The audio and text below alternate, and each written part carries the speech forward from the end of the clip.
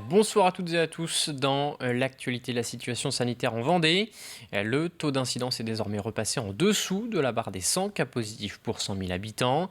Dans le même temps, la vaccination accélère partout en France. Le gouvernement vient d'annoncer que tous les adultes pourront recevoir une dose dès le 31 mai, soit 15 jours avant la date initialement prévue à la mi-juin.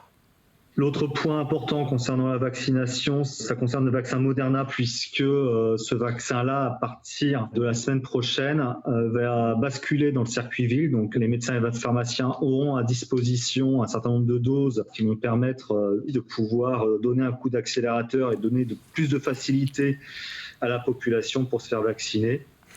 Et en Vendée, à l'heure actuelle, justement, environ 45% de la population a par ailleurs reçu une première dose de vaccin. L'objectif de l'ARS est fixé à 75% des Vendéens ayant reçu cette première injection au 5 août. Et depuis hier, au sein de la communauté communautaire de Montaigu, les injections sont administrées grâce à un bus itinérant appelé Vaxibus. Il s'agit du premier dans la région. Il se déplacera ainsi dans les 20 communes du territoire pour aller à la rencontre des personnes les plus isolées. Explication, Alix Lanos. Tous ici font la queue devant le Vaxibus, un dispositif mobile, prolongement du centre de vaccination Terre de Montaigu. On a des congélateurs, des tiroirs qui sont équipés de matériel de santé. On a même l'eau courante qui se situe aussi dans le Vaxibus au cas où qu'on se retrouve dans des endroits très, très isolés. Car l'objectif de cet espace itinérant, c'est bien de permettre une vaccination de proximité et sans rendez-vous. On a su que Vaxibus était là, donc on vient à Saint-Fulgent. On est Saint-Fulgent, on vient à Saint-Fulgent. Il ne faut pas oublier les personnes qui sont les plus isolées, que ce soit en termes de déplacement, pour qui c'est compliqué de se rendre dans un lieu de vaccination. Également, ce qu'on peut appeler la fracture numérique, qui existe encore aujourd'hui, même si elle tend bien sûr à se réduire, mais pour certains, c'est encore difficile effectivement de prendre rendez-vous, notamment sur les plateformes comme Doctolib. Et donc on voit bien que ça répond à un réel besoin, puisque dès ce matin sur Saint-Fulgent, on a vu qu'on avait largement dépassé les doses qui étaient prévues initialement. 49 doses par demi-journée, réalisées en fonction de l'ordre d'arrivée des personnes et selon les critères d'éligibilité actuellement en vigueur. Mais pas question de perdre la moindre dose, alors ce matin-là à Saint-Fulgent, certains ont pu en profiter pour se faire vacciner un peu en avance. J'étais pas dans les critères, mais quand on nous a proposé de le faire il y a 1 heure, on a sauté sur l'occasion. Saint-Fulgent, Chauchet, Cugan. Au cours des 5 prochaines semaines, le Vaxibus se déplacera dans chacune des 20 communes couvertes par la communauté professionnelle territoriale de santé de Terre de Montaigu. Puis il reviendra 6 semaines plus tard pour les secondes injections. Aujourd'hui, 47% des Vendéens de plus de 18 ans ont d'ores et déjà reçu une première dose. On aura au 15 juin vacciné la moitié de la population avec une première injection. Et on peut estimer qu'on aura d'ici la 3e semaine de septembre vacciné les 2 tiers de la population en respectant la totalité du parcours vaccinal avec les 2 injections. L'information sur les jours et les horaires de présence du Vaxibus sera diffusée par les mairies des communes concernées. Si elle s'avère concluante, l'expérimentation pourrait être dupliquée plus largement dans le département. Ouvrons à présent une page consacrée aux élections départementales. Le scrutin, je le rappelle, se tiendra les 20 et 27 juin prochains. Sur le canton de Luçon, Anne-Marie Coulon et Arnaud Charpentier, conseillers départementaux sortants, se représentent. Écoutez. Pour le canton de Luçon, nous voulons continuer bien sûr à accompagner toutes les communes dans leurs projets. Je pense que c'est très très important. Nous avons d'importants dossiers de contournement de communes. Nous avons à soutenir aussi la vie quotidienne de tous les Vendéens et en particulier ceux du canton de Luçon. Et nous sommes particulièrement attachés à tout ce qui touche à la santé. Aujourd'hui, les Vendéens ont besoin de médecins traitants, ont besoin d'une médecine de qualité et nous avons un dossier très important à travailler sur ce sujet. Elles sont également candidats dans ce canton Steve Béchiot et Nathalie Batelli-Sarlo, Anthony Tesson et Fabienne Guérino pour la gauche, Carmen Taille-Dumier et Rémi Sanchez pour le Rassemblement national. Sur le canton de Fontenay-le-Comte, désormais, Michel Tricoire et François-Xavier Berthaud se présentent. Ils sont candidats pour la gauche unifiée en Vendée. Écoutez. On a un manque criant de médecins généralistes et de professionnels de santé. Donc l'important, effectivement, est d'insister au niveau de la santé et d'agir.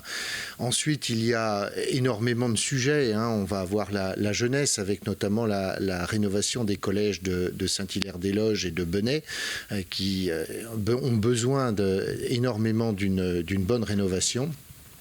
Et puis enfin, le développement durable.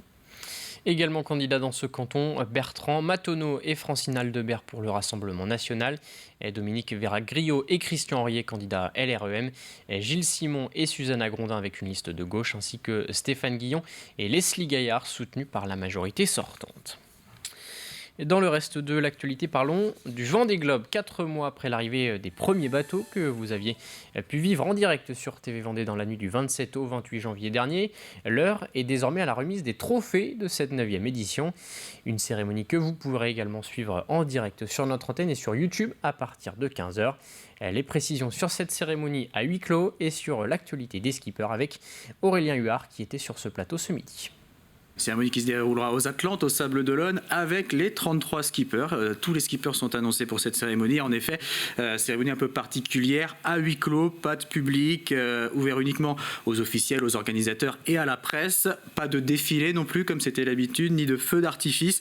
À noter que les skippers répondront à certaines questions que le public aura envoyées en amont via les réseaux sociaux. Et puis, autre événement avant cette remise des prix, le matin, Yannick Bestaven, le vainqueur, inaugurera la 9e plaque des vainqueurs du Vendée Globe sur le Walk of Fame, comme on dit, du Vendée Globe sur le remblai des Sables d'Olonne.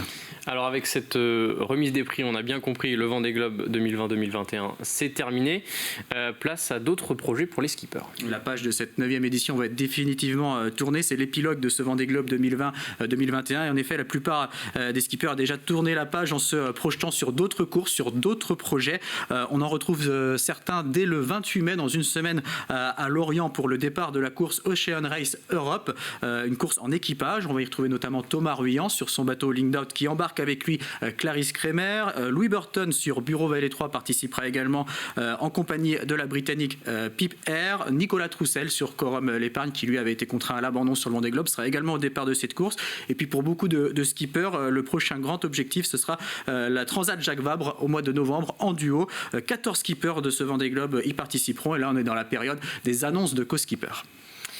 Pas mal d'actualités également concernant déjà le Vendée Globe 2024. Et oui, la préparation de la 10e édition du Vendée Globe a déjà commencé pour beaucoup. Certains recherchent des budgets, des partenaires. D'autres ont déjà lancé des projets de construction de bateaux neufs. C'est le cas notamment de Jérémy Bayou ou encore de l'Allemand Boris Herrmann. Les transferts de bateaux ont également débuté. Le marché est ouvert. Louis Burton a déjà acquis l'ancien Occitane en Provence de Armel Tripon. Romain Athanasio vient de mettre à l'eau l'ancien Malaysia de Boris Herrmann. Il y a beaucoup de tractations actuellement.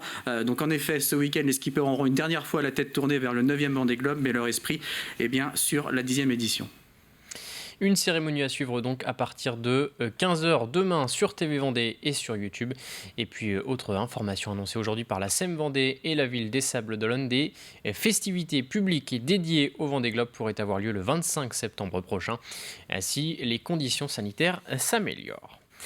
Une 9e édition du Vendée Globe affectée par la crise sanitaire, notamment durant le village, mais également lors du départ et des arrivées à huis clos. Mais malgré cela, les retombées médiatiques ont explosé par rapport à 2016. 193 000 sujets ont ainsi été réalisés dans les médias, soit une hausse de 329% par rapport à l'édition 2016-2017. Une couverture médiatique importante pour les sponsors engagés en voile. Alors à quel point ce Vendée Globe a-t-il par exemple aidé la marque vendéenne Maître Coq, victorieuse cette année? Élément de réponse avec Samuel Grasset. Ces images ont été diffusées dans 190 pays, une exposition sans précédent pour Maître Coq et l'entreprise vendéenne commence à en mesurer les effets. On a eu plus de 2800 retombées presse, plusieurs dizaines d'heures de télé. Donc effectivement, on estime que c'est autour de 4,5 millions de retombées équivalent pub. Ouais.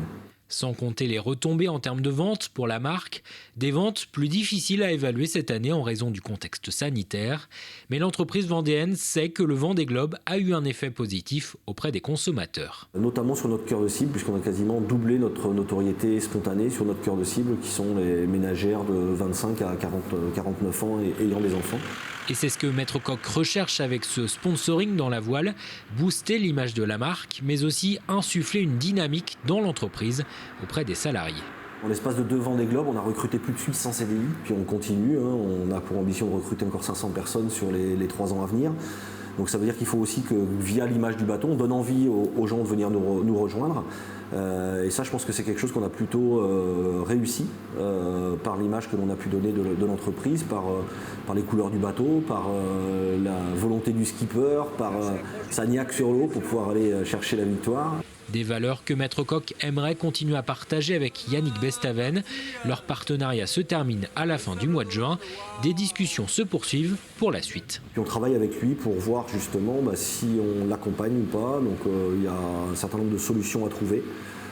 Puisque en ayant gagné le Vendée Globe, son ambition sera d'essayer d'aller rechercher un deuxième Vendée Globe. Voilà.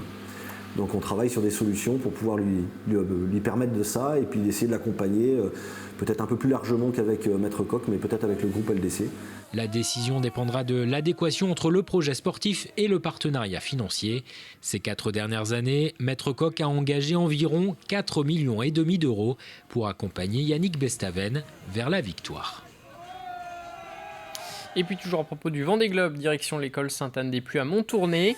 Avant le départ de la course, les élèves ont offert la mascotte Choupi au skipper japonais Kojiro Shiraishi. Ce vendredi, il est venu à la rencontre des enfants pour leur redonner cette peluche. Je suis très content de pouvoir rendre cette mascotte à l'école, surtout parce que je ne pensais pas pouvoir finir ce tour du monde et c'est vraiment une émotion très forte aujourd'hui. Les enfants sont universels. Les élèves du Japon sont les mêmes qu'en France et aujourd'hui tous ces sourires d'enfants m'ont donné beaucoup de courage pour mon prochain projet. Ça va beaucoup m'aider. C'est la fin de cette édition. Très bonne soirée et très bon week-end sur TV Vendée.